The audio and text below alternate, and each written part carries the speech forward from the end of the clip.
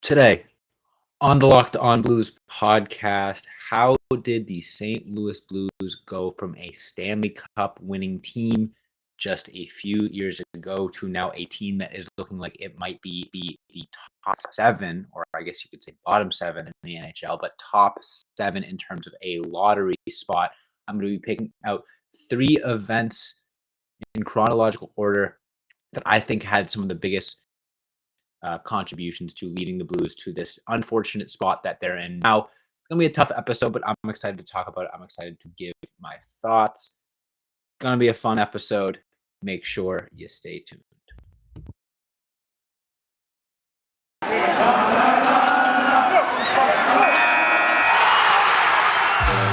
You're Locked On Blues, your daily podcast on the St. Louis Blues. Part of the Locked On Podcast Network. Your team every day.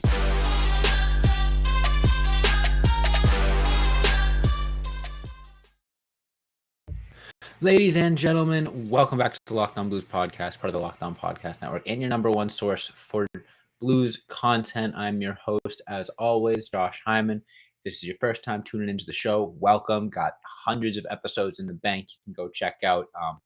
If you want to listen to some of it with a bit of a brighter tone, obviously you can go check those out. Bunch on YouTube as well at Locked On Blues if you want to see my beautiful face more often. You can check us out there. If it isn't your first time listening and you're a returning listener, thanks for coming back. Thanks for making Locked On Blues part of your daily routine and making Locked On Blues your hashtag first listen. Today's episode is brought to you by FanDuel Sportsbook, which is the official sportsbook of Locked On. You can make every moment more when you visit FanDuel.com/LockedOn today to get started. Now, you heard the title. It's a bit of a diversion from the typical game reactions and such. But since we're around the All-Star break and the Blues are in the midst of, I believe, a 6-game losing streak, and this season is starting to look a little bit bleak, I thought we'd take a journey back in time. Obviously, there were more than three events that led to the Blues being in the situation that they're in. I might touch on this again in a future episode. So today I want to focus specifically on the blue line, and I want to shout out STL Blues Views on Instagram for giving me the idea for this. I am going to be I am going to be taking inspiration from a couple of the things that he mentioned, and I'm kind of giving my own take on that. So definitely give him a follow. He makes great content there. Sort of gave me the idea for this episode and gave me the things that I wanted to talk about. So yeah, let's just jump into it. I want to go over this in chronological order. Just talk about three things that I think led to the Blues being in a very difficult position today, specifically involving the blue line and the defense of this team. Now, the first moment might come with a little surprise. Oh my goodness, that's gonna be a good one. So for those of you on audio, I was just brutally attacked by my cat. Joking. She's trying to hit me in the face. She thinks it's a game. That's why you got to check out the YouTube channel. All right, let's refocus here. The first event is going to come as no surprise. It is probably the most controversial event in recent Blues history, and that is the decision, or I don't know if it was so much of a decision, but just the decisions that led to Alex Pietrangelo leaving the St. Louis Blues in free agency and joining the Vegas Golden Knights. Now, Alex Pietrangelo was the Blues captain. He was their number one defenseman. He was the first player to ever lift the Stanley Cup in St. Louis Blues history.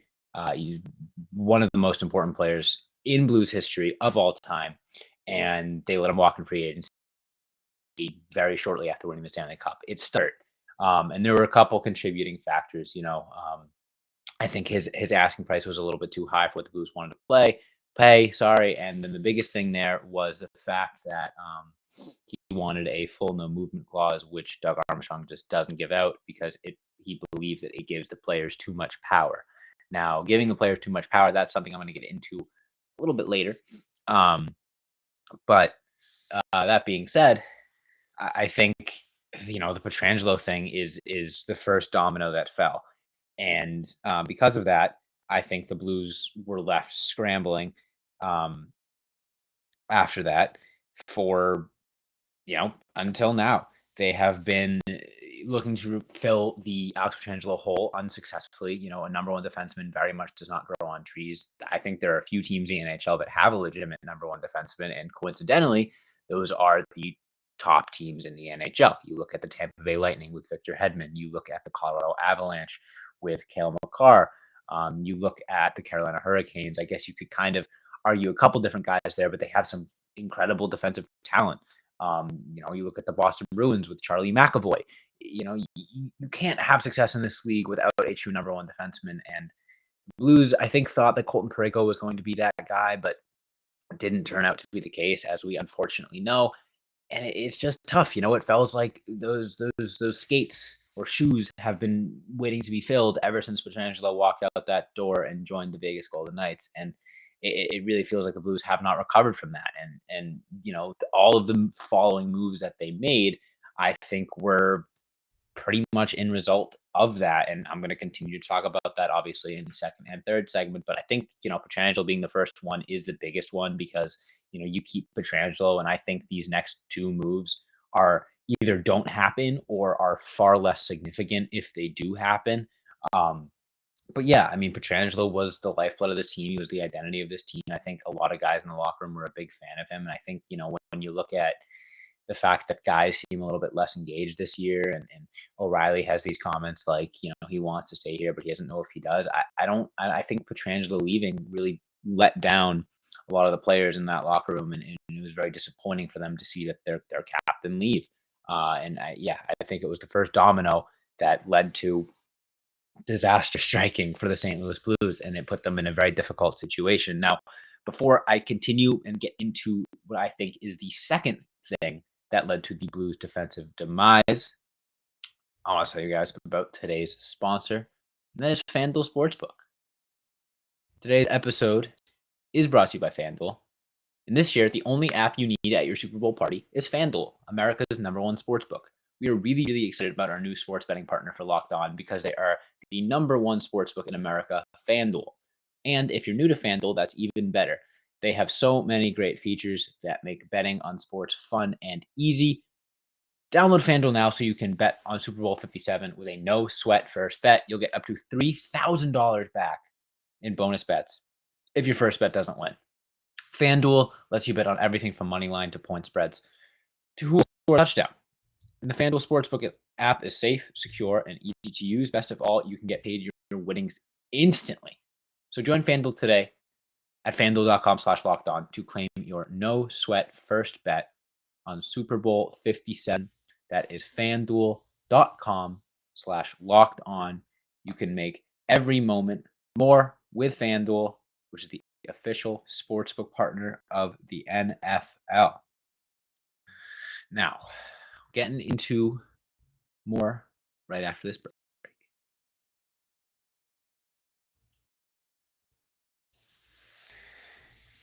All right. Moving on to event number 2, which I think was one of the biggest causes for the St. Louis Blues defense and the team as a whole being in the position that they are in. And this is maybe a bit of a hot take. And I'm talking about a player that I really like, but I think is a big contributing factor to the Blues' struggles that they have right now. And that is the decision to sign Torey Krug to a very long deal. So Torey Krug was signed in the 2019 offseason. And, since then, he's been a pretty good player. But at the time, he was signed to I want to have the exact number. I believe it was a 7-year, $6.5 million per year contract that they gave to an undersized offensive defenseman. Now, look, I said it. I like Torey Krug a lot. I think, the little guy, there's a lot of appeal in that. I think offensively he adds a lot, and he adds a ton to the St. Louis Blues power play. However, I think the Blues were desperate to sign a big fish defenseman, especially with the recent departure of Alex Pietrangelo. I think that they were desperate to prove that they could still have that defensive identity that, was their selling point, their bread and butter of, this era of Blues hockey was their defense, starting with Ken Hitchcock. Those teams were built from the back out. Those teams were built to wear you down defensively. Look at the Cup run. teams couldn't hang with the Blues in a 7-game series, and that was due to their big hulking defensemen, and that would shut you down and make it impossible to stay healthy and stay energized throughout a 7-game series. We saw that with the San Jose Sharks. We saw that with the Boston Bruins. And I feel like going out and signing undersized defensemen for that long of a time was just completely opposite of what the Blues' defensive identity had been up until that point. And I don't think they brought him on with the intention of him filling Petrangelo's shoes and being a number one defenseman. But at the same time, it just created this rift in the Blues' defensive identity. And because of this, they are now playing almost a fourth forward out there 20-ish minutes a night. And that's great. Some teams can really work with that. I would argue that you could even classify Cale Makar as an offensive defenseman and a fourth forward. Fortunately, he's still tremendous defensively, a lot better than Torey Krug is. Torey Krug is fine defensively, but there are a lot of teams that have the offensive defenseman thing, especially the undersized offensive defenseman thing, and it worked very well for them. The problem is that wasn't the Blues' identity, and the St. Louis Blues did not and still don't have a team that's really geared to have a guy like Torey Krug out there eating up as many minutes as he is. It just didn't really make sense at the time, and it still doesn't make sense, And I don't think Torey Krug is a big problem by any means. I don't think that he's dragging this team down. I just think the domino effect. The third segment that I'm going to talk about, the third domino that fell, I think doesn't happen if the Torey Krug signing doesn't happen. And that $6.5 million that could have been used somewhere else. It could have been used to bring back Pietrangelo. It could have been used to be patient and wait and sign a different defenseman maybe a year later, or go out and trade for a defenseman or whatever. There were a lot of ways the Blues could have used their cap better, I think, to have a better chance of sort of reestablishing that identity that they lost with Pietrangelo. Obviously, Jay Bouwmeester retiring didn't help. Joel Edmondson leaving. There's a lot of guys that were on that Cup team that just left the team for one reason or another.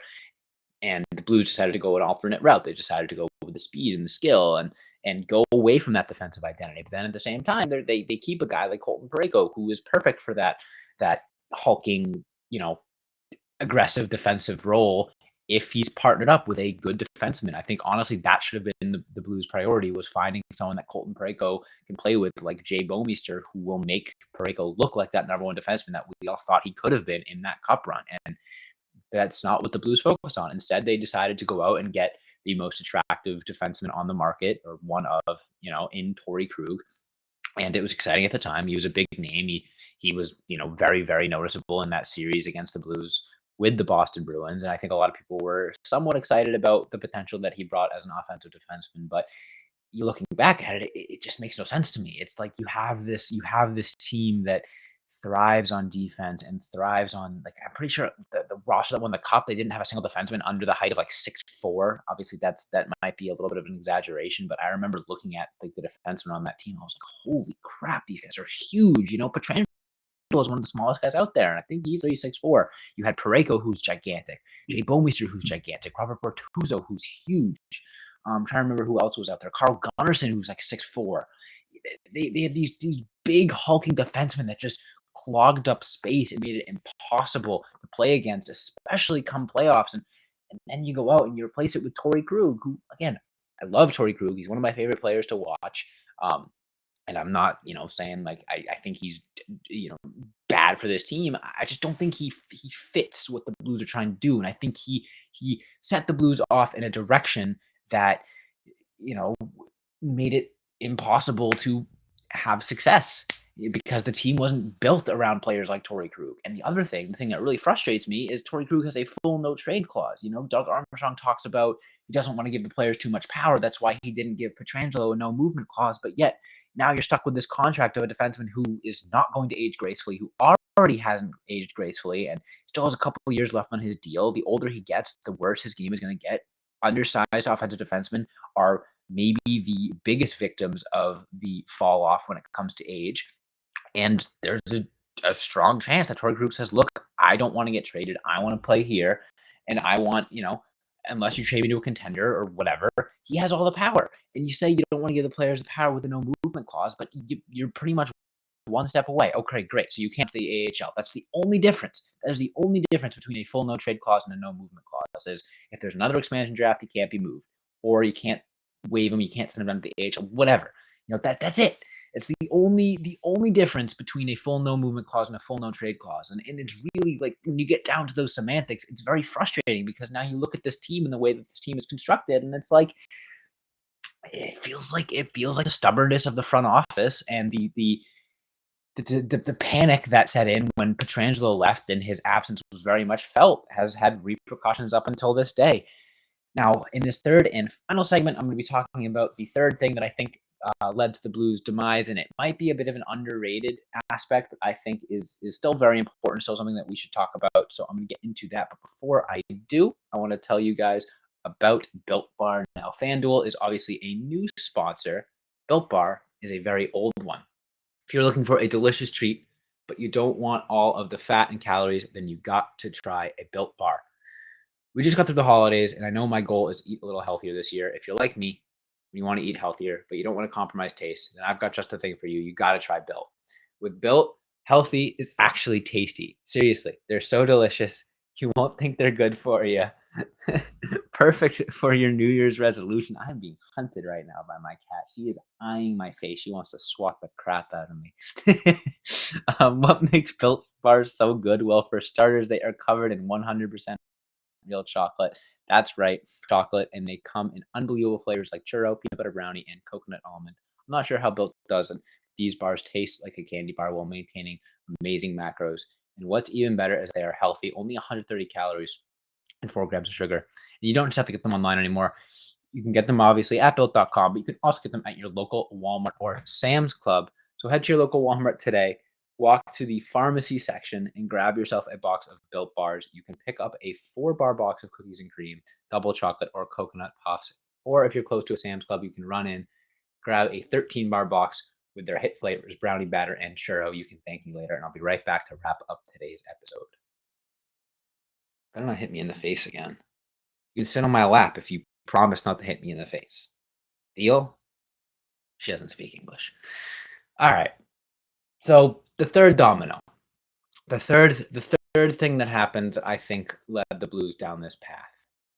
And, it's a result of the other two, and it might not be a big deal if the other two don't happen, but that is exposing Vince Dunn in the expansion draft. Now, Vince Dunn was, at the time of the expansion draft, one of the youngest defensemen on the team, and probably the youngest defenseman on the team that got significant minutes. However, the Blues decided to, protect other guys instead.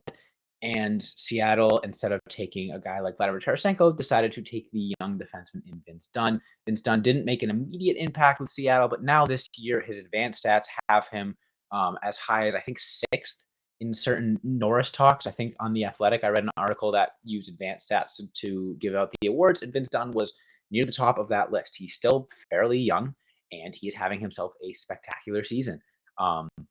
Even when he seemed like he was a little bit underwhelming during his time with the St. Louis Blues, he still showed all the flashes, and he still was one of the most skilled players, not just defensemen, but most skilled players on the roster. His puck movement and his skating ability were second to none on the defensive end, and the team as a whole. He made a huge impact there.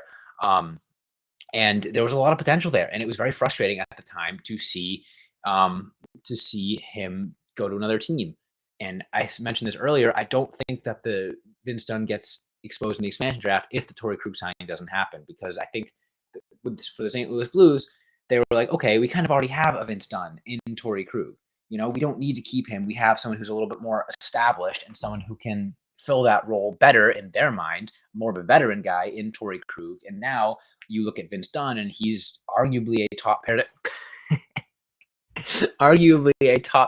defenseman. Not arguably, he is a top pair defenseman, but arguably even a number 1 defenseman, depending on who you ask and depending on what metrics you look at.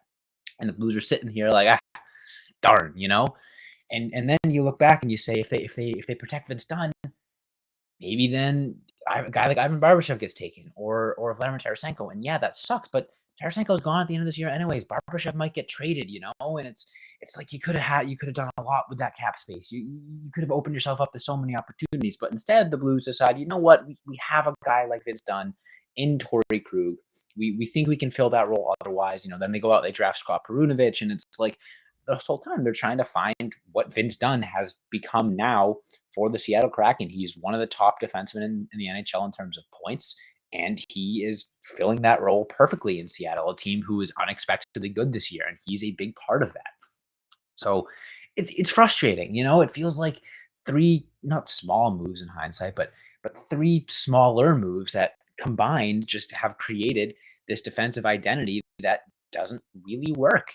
And it's the reason why the Blues have been so underwhelming these last few years. When they've made the playoffs, they have struggled and look like they don't really belong against certain teams. And then this year, they're probably not even going to make the playoffs. So look, it's frustrating. It's tough, but we got the All-Star break coming up. Let's go watch some fun events. Let's go watch them. I think there's like a golf event.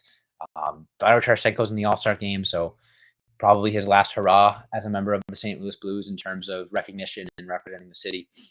But we'll see. That being said, that is all the time I have for you guys today. I want to thank you all so much for tuning in, so much for listening. Appreciate each and every one of you.